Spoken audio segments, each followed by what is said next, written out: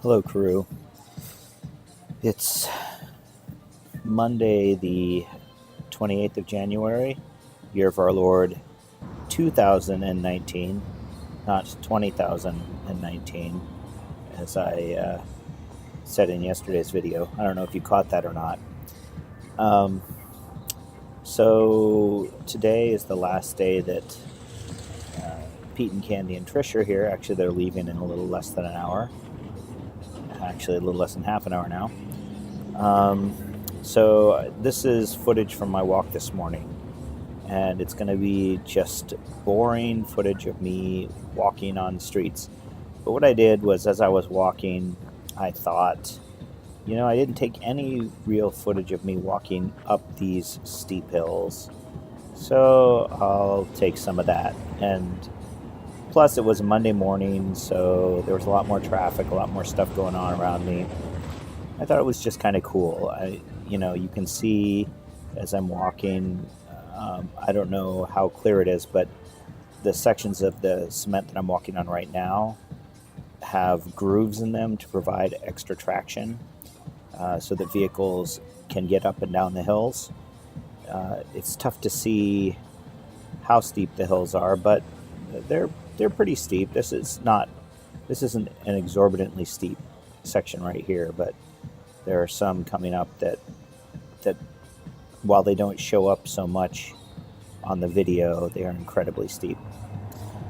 So the first thing I need to comment on is I'm not sure how much you're going to be able to hear of the music in the background.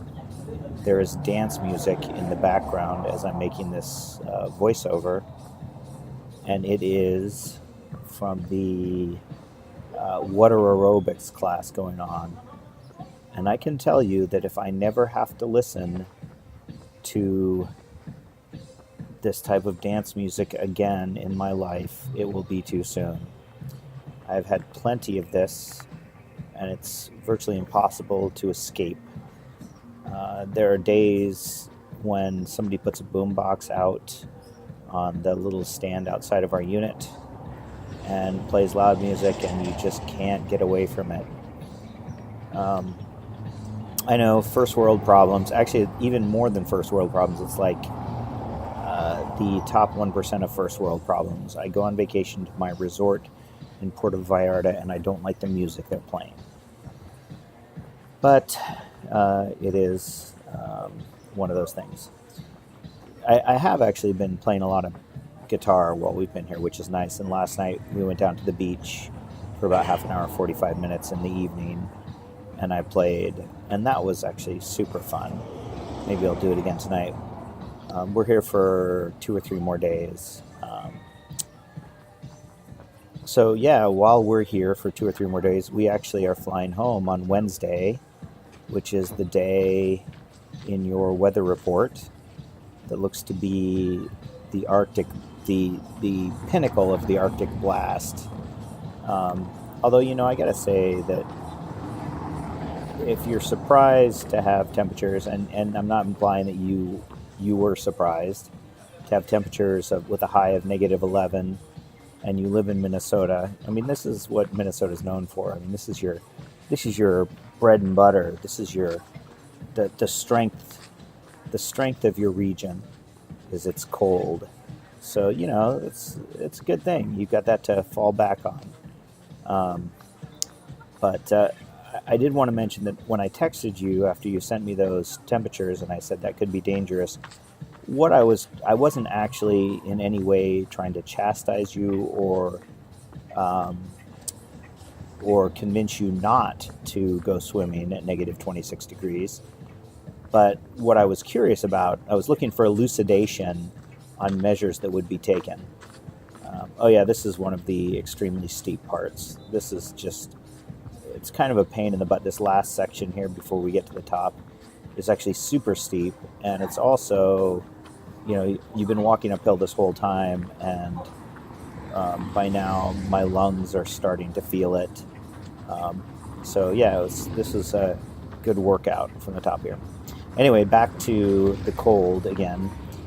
So I was curious. You mentioned that you were going to lube up your whole body but I'm curious, like the logistics of how you guys and what it is you have to worry about when you go in the water when the air temperature is negative 26 degrees or even negative 11. You know, do you have something prepared right there? Do you have your cars sitting there running with the heaters on, so you jump out and wrap in a giant towel and just jump in the car?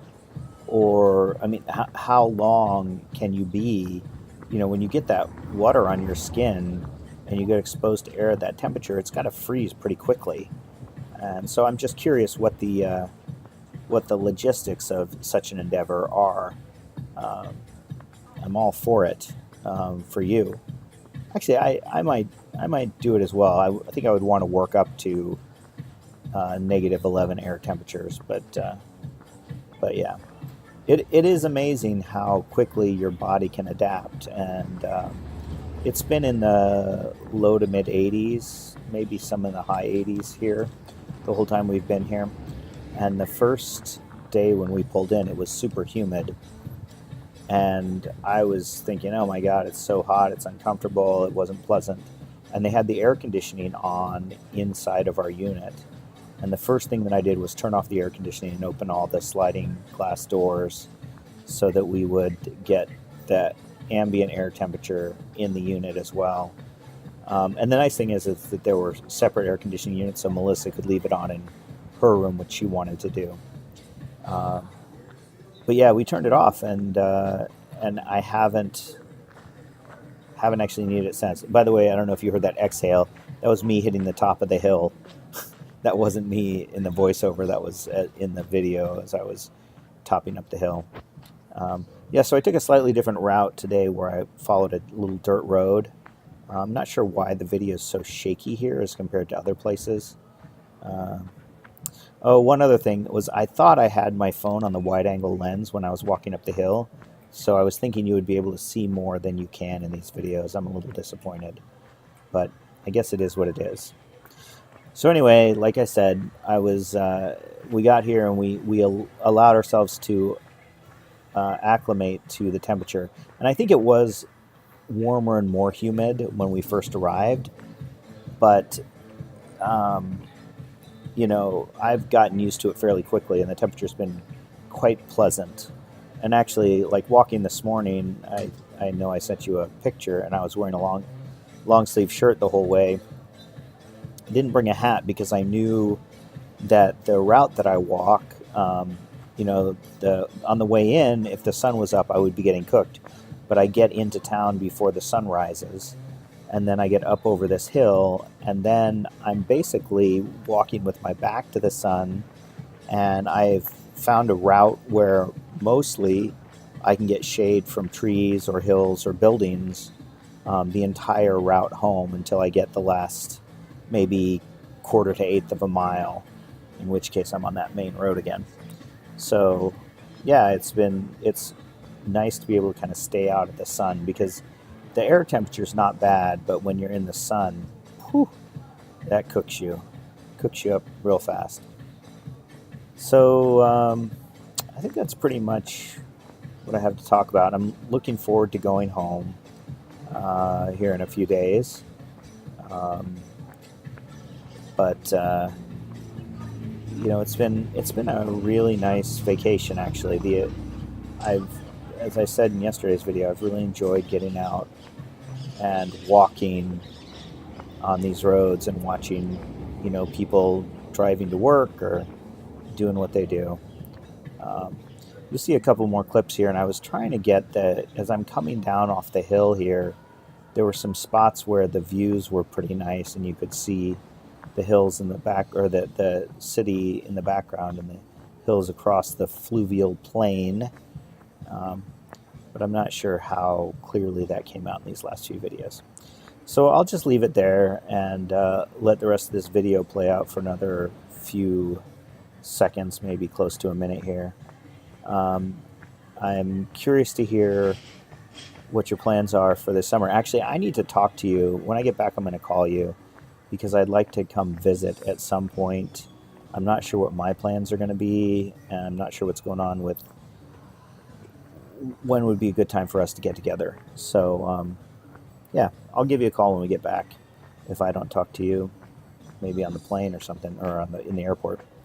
So that's my story, and I'm sticking to it. I may make another video or two, since how we're here a couple more days. If I don't, I'll see you back stateside.